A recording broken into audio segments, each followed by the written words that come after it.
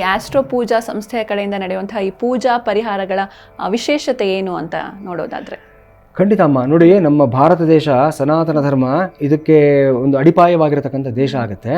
ಅದರಲ್ಲಿ ವಿಶೇಷ ಏನಂತಂದರೆ ದಕ್ಷಿಣ ಭಾರತ ಉತ್ತರ ಭಾರತ ಎರಡು ನಾವು ಒಂದು ಬ್ರಾಡ್ ಡಿವಿಷನ್ ತೆಗೆದುಕೊಳ್ತೀವಿ. ಉತ್ತರ ಭಾರತವನ್ನು ಕರ್ಮಭೂಮಿ ಅಂತ ಕರಿತೀವಿ, ನಾವು ದೇವಭೂಮಿ ಅಂತ ಕರಿತೀವಿ ಉತ್ತರ ಭಾರತವನ್ನು. ಯಾಕಂದರೆ ಭಗವಂತನ ಅವತಾರ ಆಗಿರತಕ್ಕಂಥ ಒಂದು ಕ್ಷೇತ್ರ ಅದು. ಹಾಗಾಗಿ ಉತ್ತರ ಭಾರತ ಪುಣ್ಯಭೂಮಿ, ದೇವಭೂಮಿ ಅಂತ ಕರಿತೀವಿ.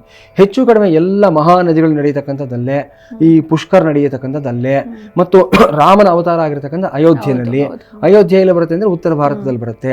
ಶ್ರೀಕೃಷ್ಣನ ಅವತಾರ ಆಗಿರತಕ್ಕಂಥ ಇಲ್ಲಿ ಅಂದರೆ ದ್ವಾರಕೆಯಲ್ಲಿ, ಅವನು ಓಡಾಡಿರತಕ್ಕಂಥ ಮಥುರಾ, ಬೃಂದಾವನ, ಇವೆಲ್ಲವೂ ಉತ್ತರ ಭಾರತದಲ್ಲೇ ಬರುತ್ತೆ.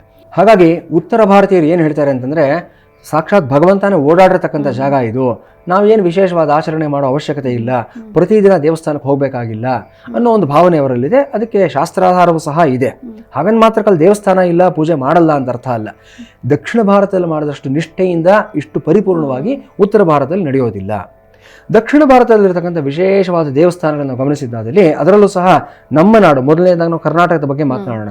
ಎಷ್ಟು ದೇವಸ್ಥಾನ ಇರ್ಬೋದು ಕರ್ನಾಟಕದಲ್ಲಿ? ಒಂದು ಅಂದಾಜು ಹೇಳಿ ನೋಡೋಣ. 500ಕ್ಕೂ ಹೆಚ್ಚು.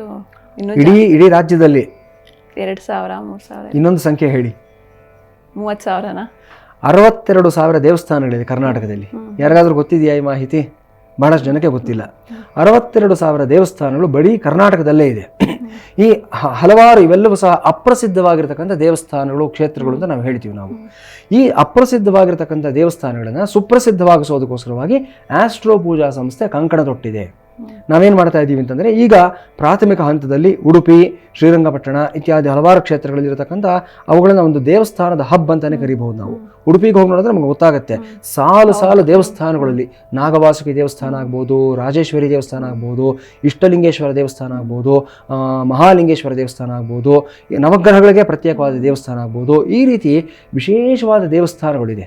ಆ ಎಲ್ಲ ದೇವಸ್ಥಾನಗಳಲ್ಲೂ ಸಹ ಆಸ್ಟ್ರೋ ಪೂಜಾ ಸಂಸ್ಥೆ ಆಯಾ ದಿನಕ್ಕೆ ಸಂಬಂಧಪಟ್ಟಂಥ ವಿಶೇಷವಾದ ಪೂಜೆಗಳನ್ನು, ಅಭಿಷೇಕಗಳನ್ನು, ಹೋಮ ಹವನಗಳನ್ನು ನಡೆಸ್ಕೊಡ್ತಾ ಇದ್ದೀವಿ. ಅದೇ ಪ್ರಕಾರ ನಮ್ಮದು ಮತ್ತೊಂದು ಪ್ರಮುಖವಾದ ಸೆಂಟರ್ ಅಂತ ಹೇಳಿದ್ರೆ ಕುಂಭಕೋಣಂ ಕ್ಷೇತ್ರ ಆಗಿರುತ್ತೆ. ಈ ತಮಿಳುನಾಡಿನಲ್ಲಿರ್ತಕ್ಕಂಥ ಕ್ಷೇತ್ರವನ್ನು ಕುಂಭಕೋಣಮನ್ನು ಟೆಂಪಲ್ ಸಿಟಿ ಅಂತಲೇ ಕರೀತಾರೆ. 13,000 ದೇವಸ್ಥಾನಗಳು ಬರೀ ಕುಂಭಕೋಣಂನಲ್ಲಿದೆಯಮ್ಮ. ಬರೀ ಕುಂಭಕೋಣಂ ಒಂದು ನಗರದಲ್ಲಿ. ಇಡೀ ಕರ್ನಾಟಕ ರಾಜ್ಯದಲ್ಲಿ 62,000 ದೇವಸ್ಥಾನಗಳಿದೆ. ಆದರೆ ಇಡೀ ತಮಿಳುನಾಡಿನಲ್ಲಿರ್ತಕ್ಕಂಥ ಎಲ್ಲ ಜಿಲ್ಲೆಗಳಲ್ಲಿ ಬರೀ ಒಂದು ಕುಂಭಕೋಣಂನಲ್ಲಿ 13,000 ದೇವಸ್ಥಾನಾಗಳಿದೆ.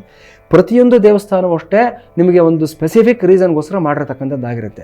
ಒಂದು ವಿಶೇಷವಾದ ಒಂದು ದೋಷ ನಿವಾರಣೆಗೆ, ಒಂದು ಇಷ್ಟಾರ್ಥ ಸಿದ್ಧಿಗೋಸ್ಕರ, ಕಾರ್ಯಸಿದ್ಧಿಗೋಸ್ಕರ ಇರತಕ್ಕಂಥದ್ದಾಗಿರುತ್ತೆ. ಅಲ್ಲಿರತಕ್ಕಂಥ ದೇವಸ್ಥಾನಗಳ ಬಗ್ಗೆ ಮಾಹಿತಿಯನ್ನು ಮುಂದಿನ ಹಂತದಲ್ಲಿ ಒಂದೊಂದಾಗಿ ನಾನು ನಿಮಗೆಲ್ಲವನ್ನ ತಿಳಿಸ್ಕೊಡ್ತಾ ಹೋಗ್ತೀನಿ. ಉದಾಹರಣೆಗೆ ಹೇಳಬೇಕು ಅಂತಂದರೆ, ಅಲ್ಲಿ ಗಣಪತಿ ದಾಮೋದರ ದೇವಸ್ಥಾನ ಅಂತ ಇದೆ. ಅಲ್ಲಿ ಅವಳಿ ಜವಳಿ ಗಣಪತಿಗಳಿದ್ದಾರೆ. ಯಾರಿಗೂ ಗೊತ್ತಿರೋದಿಲ್ಲ ಈ ಮಾಹಿತಿ. ಎಷ್ಟು ವಿಶೇಷ ಅಂತಂದರೆ, ಅಲ್ಲೇ ಒಂದು ವಿಶೇಷವಾದ ಪೂಜೆನ ನಾವು ಮಾಡಿಸ್ತಾ ಇದ್ದೀವಿ. ನಾವು ಆ ದಿನ ಬಂದಾಗ ಹೇಳ್ತೀನಿ ನಾನು. ಹಾಗೆ ಈಗ ಮುಂಬರತಕ್ಕಂಥ ಪೂಜೆಗಳು ಮತ್ತು ಇವತ್ತಿನ ಪೂಜೆಗಳ ಬಗ್ಗೆ ಹೇಳಿದಾಗ, ಇವತ್ತು ಸ್ವರ್ಣಾಕರ್ಷಣ ಭೈರವ ಹೋಮ ಅಂತ ನಾನು ಹೇಳಿದೆ. ನಾನು ಕುಂಭಕೋಣಂನಲ್ಲಿ ನಮ್ಮ ಆಸ್ಟ್ರೋ ಪೂಜಾ ಸಂಸ್ಥೆ ನಡೆಸ್ತಾ ಇದೆ. ಈ ಪೂಜೆ ಇವತ್ತು ಯಾರು ಭಾಗವಹಿಸೋದಕ್ಕಾಗೋದಿಲ್ಲ, ನೀವು ನಿರಾಶರಾಗತಕ್ಕಂಥ ಅವಶ್ಯಕತೆ ಇಲ್ಲ. ಯಾಕಂದರೆ ಈ ಪೂಜೆ ಬಂದು ಮಾಸಿಕ ಪೂಜೆ ಆಗಿರುತ್ತೆ. ಪ್ರತಿ ತಿಂಗಳು ಸಹ ಸ್ವರ್ಣಾಕರ್ಷಣ ಭೈರವ ಹೋಮ ಇದೇ ದಿನದಂದು, ಅಂದರೆ ಅಷ್ಟಮಿಯ ದಿನದಂದು, ಕೃಷ್ಣ ಪಕ್ಷದ ಅಷ್ಟಮಿಯ ದಿನದಂದು ನಾವು ನಡೆಸ್ತಾ ಇರ್ತೀವಿ. ಮುಂದಿನ ತಿಂಗಳು ನೀವು ಈಗಲೇ ನೋಂದಾವಣೆಯನ್ನು ಮಾಡ್ಕೋಬಹುದು ಸ್ವರ್ಣಾಕರ್ಷಣ ಭೈರವ ಹೋಮಕ್ಕೆ. ಆ ದಿನ ನೀವು ಆ ಕಾರ್ಯಕ್ರಮದಲ್ಲಿ ಭಾಗವಹಿಸ್ತಕ್ಕಂಥ ಅವಕಾಶ ನಿಮಗೆ ಸಿಗುತ್ತೆ.